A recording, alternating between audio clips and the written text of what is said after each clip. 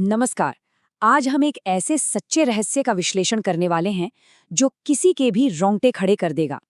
चलिए चलते हैं उड़ीसा के गजापति जिले के एक छोटे से गांव में, जहां एक ऐसा सच सामने आया जो लगभग 2 सदियों से जमीन में दफन था। हम बात कर रहे हैं एक 184 साल पुराने श्राप की, जो एक जमींदार परिवार के लिए उनकी सबसे काली विरासत बन गया था। ये सिर्फ एक डरावनी कहानी नहीं है, बल्कि इंसानियत, लालच और कर्मों के चक्र पर एक बहुत बड़ा सवाल है। तो चलिए इस रहस्य पर से पर्दा उठाते हैं। तुम उन राक्षसों के वंशज हो, मैं तुम्हें मार डालूंगी। सुनने में किसी हॉरर मूवी का सस्पेंसफुल डायलॉग लगता है ना? लेकिन सच मानिए, ये कोई कहानी नहीं है। ये वो खौफनाक धमकी है जो इस पूरी घटना के मुख्य किरदार राजदेव को दी गई थी, और वो भी उसी के अपने पुरखों की हवेली के एक बंद कमरे में। जरा सोचिए, आपको अचानक पता चले कि आपके परिवार के किसी बहुत पुराने, सदियों पुराने गुनाह की कीमत अब आपको अपनी जान देकर चुकानी पड़ेगी। यहीं से शुरू होती है एक ऐसी भयानक मिस्ट्री जिसका सच आगे चलकर सबको हिला देने वाला था। अब थोड़ा पीछे चलते हैं और समझते हैं कि आखिर राजदेव कौन थे। उनकी जिंदगी में दो बिल्कुल ही अलग दुनियाएं एक साथ चल रही थीं। एक तरफ थी भुवनेश्वर की मॉडर्न सिटी लाइफ, जहां उनकी परवरिश हुई, लॉ और बिजनेस की पढ़ाई की, और उनके पिता ने उन्हें गांव की हवा तक नहीं लगने दी। और दूसरी तरफ थी उनकी असली विरासत, एक प्राचीन जमींदारी प्रथा, एक ऐसी राजशाही एस्टेट जहां गांव का पूरा दरबार लगता था। 2024 में अपनी ग्रेजुएशन पूरी करने के बाद राजदेव को इसी जमींदारी का ताज पहनाना था। लेकिन इस आधुनिक सोच और सदियों पुरानी परंपरा के बीच एक ऐसा काला सा छिपा था जिसका उन्हें कोई अंदाजा नहीं था। अक्सर ऐसा होता है ना कि जिस चीज के लिए हमें सबसे ज्यादा मना किया जाए, हमारा ध्यान सबसे पहले वहीं जाता है। राजदेव के परिवार ने अपने इस युवा वारिस को उसके अपने गांव से दूर रखने की हर मुमकिन कोशिश की। उनके पिता, जो खुद गांव छोड़कर शहर में बस गए थे, वो भी यही चाहते थे कि राजदेव इन सब चीजों से बिल्कुल कटकर रहे। लेकिन इस लगातार बंदिश ने राजदेव के अंदर की आग को और भड़का दिया। उन्हें किसी भी हाल में ये जानना था कि आखिर ऐसी कौन सी सच्चाई है जो उन्हें अपने ही गांव, अपने ही राजशाही ठाट बाट से इतना दूर रखे हुए है। और ये क्यूरियोसिटी तब एक जुनून में बदल गई जब राज तिलक के लिए गांव निकलने से ठीक पहले उनकी मां ने उन्हें अकेले में बुलाकर एक खौफनाक चेतावनी दी। उन्होंने बहुत घबराते हुए कहा, बेटा, चाहे जो हो जाए, तुम उस पुरानी बंद हवेली के अंदर नहीं जाओगे। कोशिश करना कि उसके सामने से भी ना गुजरो। जो माँ हमेशा शांत रहती थी, उसके चेहरे का डर सब कुछ बयान कर रहा था। दादी ने भी इस बात का जिक्र अगली पीढ़ी से करने से साफ मना किया था। ये कोई आम फिक्र नहीं थी, ये सीधे तौर पर मौत से बचने की एक गुहार थी। खैर, जब राजदेव गांव पहुंचे और पूरे रीति रिवाज के साथ उनका अभिषेक हुआ, तो उनकी मुलाकात गांव की एक बेहद सम्मानित 88 साल की आध्यात्मिक बुजुर्ग देवी अम्मा से हुई।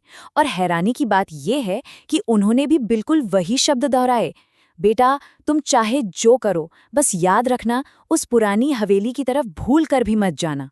एक पढ़े लिखे मॉडर्न लड़के को गांव आते ही जब दो अलग अलग लोगों से एक जैसी डार्क वार्निंग मिलती है, तो टेंशन का बढ़ना तय है। अब राजदेव का दिमाग पूरी तरह से उस खंडर हवेली पर अटक चुका था। आखिरकार खुद को रोक ना पाते हुए राजदेव छुट्टे ही उस पुरानी हवेली के बाहर जा पहुंचे। वहां उन्हें जो केयरटेकर मिला, उसके कंपते हुए शब्दों ने जैसे सारे अंधविश्वास को एक पल में सच साबित कर दिया। उसने कहा, बाबू, ये हवेली आपके परिवार के लिए श्रापित है। इसके अंदर 2 आत्माएं बसती हैं। और सबसे डरा देने वाली बात ये थी कि खतरा किसी आम इंसान या नौकर के लिए था ही नहीं। ये श्राप सिर्फ और सिर्फ जमींदार के खून, उनके रिश्तों पर मंडरा रहा था। ये सीधे तौर पर ब्लड लाइन को टारगेट कर रहा था। 184, ये बस एक आम संख्या नहीं है। पूरे 184 सालों से उनकी पैतृक संपत्ति का ये विशाल हिस्सा पूरी तरह से सील और लावारिस पड़ा था। सोचिए, करीब 2 सदियों तक कोई उस इमारत के अंदर नहीं गया। अंग्रेजों के शासन से लेकर 2024 तक इस हवेली को एक भयानक रहस्य के साथ बंद करके रखा गया था, और परिवार ने डर के मारे वहां से पलायन करके एक नया घर तक बना लिया था, सिर्फ इसलिए ताकि इस जगह के सूनेपन को छेड़ा ना जाए।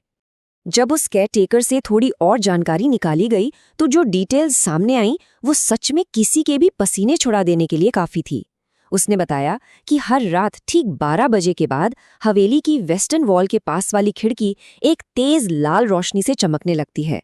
उस सन्नाटे में दर्द भरी आवाज में गाने और नाचने की आवाजें आती हैं, घुंघरू की खनक सुनाई देती है, और फिर अचानक दिल दहल देने वाली चीखें गूंज उठती हैं।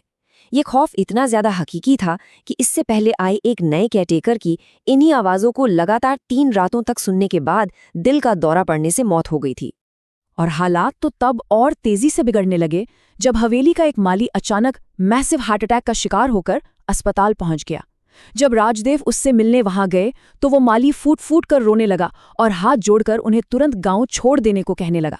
वो माली अपनी जान की परवाह किए बिना अपने मालिक के बेटे को बचाने की भीख मांग रहा था, क्योंकि उसने उस रात उस हवेली की लाल रोशनी वाली खिड़की में अपनी आंखों से कुछ ऐसा देख लिया था जिसने उसकी रूह तक कंपा दी थी। तो आखिर उस माली ने देखा क्या था? उसने बताया कि उस लाल रोशनी में उसे एक किन्नर दिखाई दी जिसने बहुत ही पुराने जमाने की एक लाल पोशाक पहनी हुई थी। उसके हाथ बुरी तरह से जले हुए थे, नाखून पूरी तरह सड़ चुके थे, उसका जबड़ा टूटा हुआ था, जीभ कटी हुई थी और आंखें बिल्कुल सफेद थी। और उसके ठीक पास एक आदमी खड़ा था जिसकी गर्दन आधी कटी हुई थी और उसके जिस्म का गोश्त बुरी तरह नोचा गया था। इन 2 आत्माओं के इस डरावने खून से सने रूप को देखकर ही उस बेचारे माली के दिल ने काम करना बंद कर दिया था। देखिए, इतना सब सुनने के बाद कोई भी नॉर्मल इंसान वहां से अपनी जान बचाकर भाग निकलता, लेकिन राजदेव, उन्होंने सारी वार्निंग्स को ताक पर रख दिया। रात के अंधेरे में उन्होंने बाउंड्री की एक टूटी हुई दीवार को फांदा और सीधा हवेली के कंपाउंड में घुस गए। गार्ड्स ने रोकना चाहा, पर वो रुकने वाले कहाँ थे। एक टॉर्च हाथ में लिए घुंघरुओं की आवाज का पीछा करते हुए वो आखिरकार वेस्टर्न वॉल तक पहुंच गए, जहां उस विशिष्ट कमरे के दरवाजे पर बहुत सारे जादुई लाल धागे बंधे हुए थे। और वैसे ही उस रात उस खिड़की से राजदेव ने उन आत्माओं को देखा और वही मौत की धमकी सुनी जिसका जिक्र हमने शुरुआत में किया था।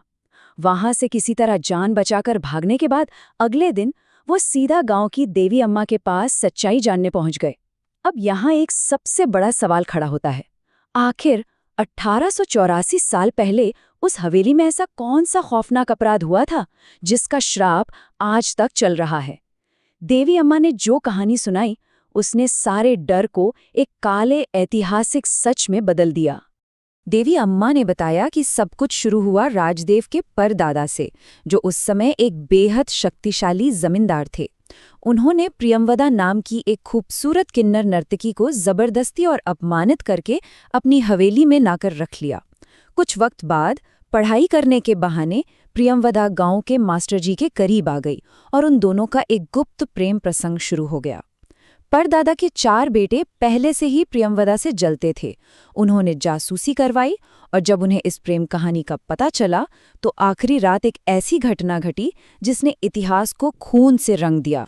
वो आखिरी रात पुरखों की हैवानियत की सारी हदें पार कर गई थी। उन 4 बेटों ने एक कुल्हाड़ी से मास्टर जी पर हमला किया, जिससे उनकी आधी गर्दन कट गई। प्रियमवदा को बेहद बुरी तरह से तड़पाया गया, उसकी जबान काट दी गई और उसके हाथ जला दिए गए। पर सबसे भयानक जुल्म ये था कि उन दोनों को वही उस कमरे की दीवार में जिंदा चुनवा दिया गया। जिंदा दफन होने से ठीक पहले तड़पती हुई प्रियमवदा ने अपने खून से श्राप दिया कि वो इस पूरे वंश को जड़ से मिटा देगी। और उस दर्दनाक श्राप का असर होने में जरा भी वक्त नहीं लगा। अगले ही दिन परदादा की एक अजीबोगरीब तरीके से खून बहने से मौत हो गई और देखते ही देखते उन 4 बेटों को उन्हीं आत्माओं ने चुन चुनकर खौफनाक मौत के घाट उतार दिया। तबाही का मानो एक दौर शुरू हो चुका था। आखिरकार घबराकर खानदान के बड़े पुरोहितों को बुलाया गया, जिन्होंने भारी तंत्र मंत्र करके उन आत्माओं को उसी कमरे में मैजिकली सील कर दिया। वो 184 साल तक दरवाजे पे बंधे लाल धागे इसी काली सच्चाई की गवाह थे। अब आधुनिक जमाने में अपने परिवार को इस पीढ़ियों पुराने श्राप से हमेशा के लिए बचाने के लिए राजदेव के पास एक ही रास्ता था, अपने पुरखों के पाप धोना। आत्माओं को मुक्त करने के लिए एक विशाल महायज्ञ का आयोजन किया गया। 8 पुरोहितों और तांत्रिकों ने एक मंत्रित नींबू की मदद से दीवार के उस हिस्से को ढूंढ निकाला जहां लाशें चुनवाई गई थीं। दीवार को तोड़कर उन पुराने कंकालों को बाहर निकाला गया। फिर एक पवित्र आग में उनका पूरे सम्मान के साथ अंतिम संस्कार हुआ, जहां राजदेव ने आग के सामने घुटनों पर बैठकर अपने पुरखों के किए गए घोर अपराध के लिए सच्चे दिल से माफी मांगी। और जैसे ही यज्ञ की आग पूरी तरह प्रज्वलित हुई, वहां एक चमत्कार सा हुआ। राजदेव को उस आग की लपटों में उन दोनों आत्माओं के चेहरे बिल्कुल साफ दिखाई दिए। लेकिन इस बार वो डरावने या खून से सने हुए नहीं थे। मास्टर जी और प्रियमवदा दोनों के चेहरे एकदम शांत थे और उन्होंने एक दूसरे का हाथ पकड़ा हुआ था। मानो 150 साल का उनका अनंत दर्द और गुस्सा अब पूरी तरह शांत हो गया हो। उन दोनों ने राजदेव की माफी स्वीकार की और उस पवित्र आग में हमेशा के लिए मुक्त हो गए। इस मुक्ति के बाद जो बदलाव आया वो वाकई इतिहास को पलट देने वाला था। एक तरफ वो हवेली थी जो 184 साल तक पुरखों के जुल्म और दहशत का एक सील किया हुआ मकबरा बनी रही थी, और दूसरी तरफ आज की सच्चाई देखिए। राजदेव ने उस मनहूस हवेली को पूरी तरह से जमीन पर गिरा दिया। उन्होंने वो पूरी की पूरी जमीन सरकार को सौंप दी, जिसे आज एक बच्चों के प्लेग्राउंड में बदल दिया गया है। जहां 1.5 सदी से सिर्फ रूह कपा देने वाला डर और चीखें बसती थी, आज वहां बच्चों की मासूम किलकारियां और हंसी गूंजती है। इस पूरे विश्लेषण और घटनाक्रम के बाद एक बहुत गहरा सवाल हमारे सामने आकर खड़ा होता है। क्या वाकई आधुनिक पीढ़ी को अपने पुरखों के खूनी कर्ज और पापों का बोझ ढोना पड़ता है? राजदेव ने अपनी जान जोखिम में डाली सिर्फ उस कर्मिक बोझ और जेनरेशनल ट्रॉमा को उतारने के लिए जिसका गुनाह उसने कभी किया ही नहीं था। ये पूरा किस्सा हमें मजबूर करता है ये सोचने पर कि इतिहास के पाप किस तरह आज भी वर्तमान की परछाइयां बन सकते हैं। हमारा आज का ये विश्लेषण यही समाप्त होता है, लेकिन इस कर्म के चक्र पर विचार जरूर कीजिएगा।